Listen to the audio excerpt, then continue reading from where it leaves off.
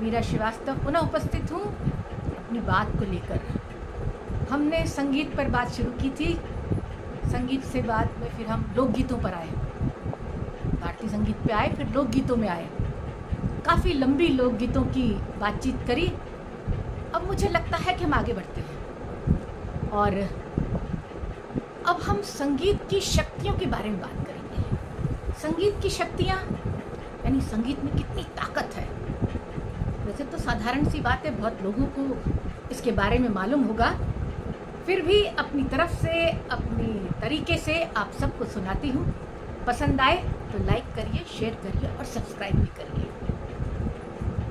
अपनी स्मृतियों से, अपनी यादों से यानी अपने बचपन से एक दृश्य, एक घटना आपको सुनाती हूँ।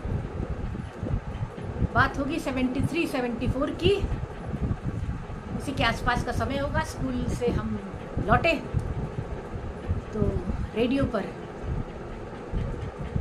तलत महमूद के गाने चल रहे थे। गाना हमने सुना, जैसे ही पर्दा हटा के अंदर कमरे में घुसे, देखा माँ और हमारी पड़ोस में एक आंटी रहती थी, मिसेस शनिवरी, दोनों आंख बंद करे गाने को तो सुन रही हैं और साथ में आंसू भी बह रहे हैं। मैंने फट से गाना बंद किया। अरे गाना क्यों बंद किया? अरे आप लोग रो क्यों रहे हैं? बोले कितना सुंदर गा रहा है, कितना दर्द है उसकी आवाज़ में, कितना सुंदर गाना है। तो मैंने कहा गाना सुन के रो रहे? बोले तो रो थोड़ी रहे, उसका आनंद उठा रहे हैं। देखिए, दर्द भरे गीतों में भी एक आनंद है। जब हम उस दुख को अनुभव करते हैं, उस धुन के माध्यम से, उस ध्वनि के माध्यम से उन शब्दों को समझने की कोशिश करते हैं, उस धुन में, उस ध्वनि में, उस आवाज़ में वो ताकत होती है जो हमको उसकी भावनाओं से छूती है। जो गायक वो कह रहा है, जो सुना रहा है, जो गा रहा है, वो हमारे आत्मा को छूता है और हम उस दर्द से अनछुए नहीं रहते, हम उसके दर्द को छूते हैं। और सच मानिए, ये मनोविज्ञान है कि हम जब दूसरे के दर्द में सम्मिलित होते हैं तो हमारा तनाव दूर हो जाता है ना। संगीत की जादुई शक्ति कि हम दर्द भरे गीत भी सुनते हैं तो भी मानसिक रूप से तनाव हमारा कम होता है। तभी तो गज़लें सुनने के लिए कहा जाता है। ये संगीत की शक्ति है। इसकी ध्वनि में, इसके जो सरगम होती है, इसकी जो राग के आधार पर गीत होते हैं, जो धुन रची जाती है, उसके अंदर एक सम्मोहन शक्ति होती है जो हमको उससे कनेक्ट करती है। और उस कनेक्ट करने में हम अपने दुख, दर्द, कष्ट, परेशानियाँ सब भूल जाते हैं और उस संगीत को, उस धुन को, धुन के माध्यम से शब्दों को अपने अंदर आत्मसात कर लेते हैं। इस सम्मोहन शक्ति का प्रयोग थेरेपी में भी होता है, म्यूजिक थेरेपी। आप लोगों ने सुना होगा, संगीत के माध्यम से इलाज होना। छोटी छोटी सी बातें हमको लगती है पर ये बहुत बड़ी होती हैं। आजकल संगीत भी अलग अलग प्रकार के हैं जिसके माध्यम से इलाज संभव होता है। इलाज से मेरा मतलब संपूर्ण इलाज से नहीं है, उस इलाज में एक मदद साबित होती है। ऐसे ही एक ध्वनि के संयोजन से, ध्वनि की अलग प्रकार की आवाज़ों से, बाउल सिंगिंग बाउल, विजार्ड संगीत, विजार्ड म्यूज़िक के माध्यम से डॉक्टर आरती सिन्हा है जो भोपाल में रहती हैं और इस माध्यम से वो कई रोगों का इलाज करती हैं, कई रोगों के इलाज में मदद करती हैं। नींद ना आना एक बहुत बड़ी समस्या है, पर इसमें संगीत एक महत्वपूर्ण साधन है, एक महत्वपूर्ण कड़ी है। यदि हम संगीत को अपना लेते हैं, म्यूज़िक को अपना लेते हैं, म्यूज़िक के उन जो टुकड़े हैं या उस जो माध्यम से वो संगीत हमें दिया जा रहा है, उसके माध्यम से नींद का आना संभव होता है और ये डॉक्टर आरती सिन्हा करती हैं। डिप्रेशन में भी ये सहायक होता है, डिप्रेशन से संबंधित रोगों के लिए भी डॉक्टर सिन्हा काम करती हैं। और एक विशेष बात, कैंसर होने पर जो कीमोथेरेपी होती है, कीमोथेरेपी से न केवल शारीरिक परेशानियाँ आती बल्कि मानसिक रूप से भी बहुत सी परेशानियाँ आती हैं। उन परेशानियों को कम करने की दिशा में डॉक्टर आरती सिन्हा का ये जो म्यूज़िक थेरेपी है, ये जो सिंगिंग बाउल थेरेपी है, जो विजार्ड म्यूज़िक के माध्यम से वो करती है, वो बहुत बड़ा एक कारगर उपाय है।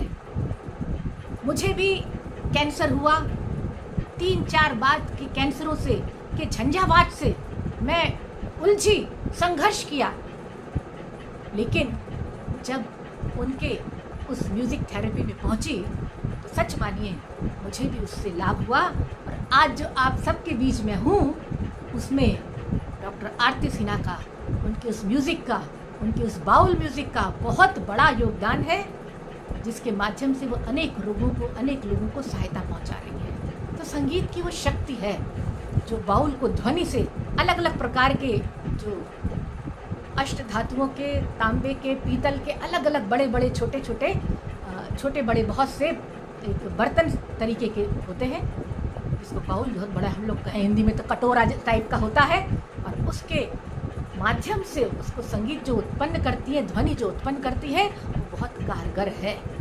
तो यही सम्मोहन शक्ति का प्रयोग हम अनेक जगह देख सकते हैं, अपने जीवन में भी देख सकते हैं। आपने डॉक्टर भूपेंद्र हजारिका का नाम सुना होगा। कहते हैं जब एक बार बहुत बीमार पड़े, मरणासन्न अवस्था में थे, तो लता मंगेशकर के गाने को सुनकर उनमें जीवन लौट आया। ऐसे ही बहुत ऐसे प्रकरण हैं जब संगीत जान फूंक देता है। और ये सारे साधन, ये सारे म्यूजिक आप सब ने जाने होंगे, ना जाने हो तो मैं आपको बता रही हूँ। क्यों? क्योंकि आपने देखा होगा कि जब जोश दिलाना होता है सैनिकों को, तो हम जोश भरे गाने, देशभक्ति के गाने गाते हैं। वंदे मातरम, वंदे मातरम, वंदे मातरम, वंदे मातरम, वंदे मातरम। लता जी की आवाज़ का ये वंदे मातरम जब गीत आता है, सबके दिल में जोश आता है। ये जोश कहाँ से आता है? उस म्यूजिक, उस संगीत के जादू के माध्यम से आता है। जब हमारी आंखें रोने लगती हैं किसी गीत को सुनकर, तो हम वो भावनाएं हमें छूती हैं, तो हमारे आंसू आते हैं। ये भावनाओं को छूने का काम संगीत करता है। हम हंसते हैं तो कुछ हास्य गानों को सुनकर हम हंसने लगते हैं, यानी वहाँ पर भी वो हास्य संगीत हमको हंसाता है। एक चतुर नार आपने सुना होगा, एक चतुर नार बड़ी होशियार। महमूद और किशोर कुमार का ये गीत जब आप सुनते हैं तो हमको हंसी आती है। ऐसे ही आपने देखा होगा कि छोटे छोटे बच्चों को जब लोरी सुनाई जाती है, लोरी सुलाने का एक संगीत, एक गीत, जब माँ बच्चे को सुलाती है, और सिर्फ माँ बच्चे को नहीं, कोई भी इस लोरी को सुनकर नींद की आगोश में आ जाता है।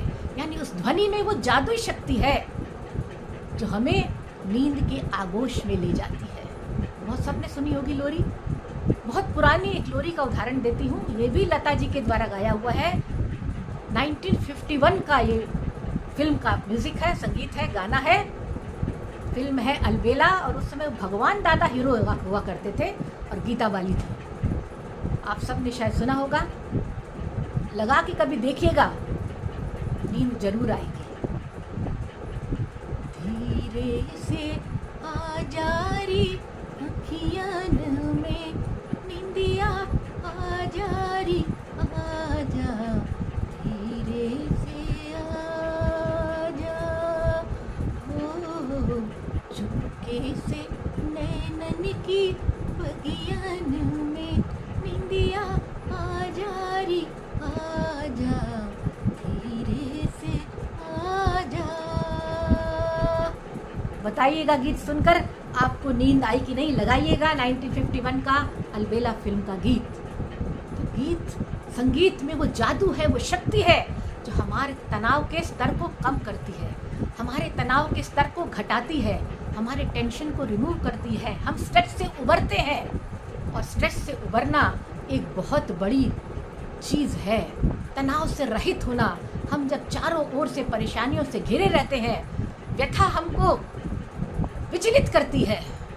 इसीलिए प्रेमचंद ने कहा है, मशहूर साहित्यकार प्रेमचंद ने, कि मनोव्यथा जब असाध्य हो जाती है, मनोव्यथा जब असाध्य हो जाती है, जब रुदन और क्रंदन की गोद में भी उसको आश्रय नहीं मिलता, जब उसे कहीं भी त्राण नहीं मिलता है, तब वह संगीत के चरणों में आ गिरती है।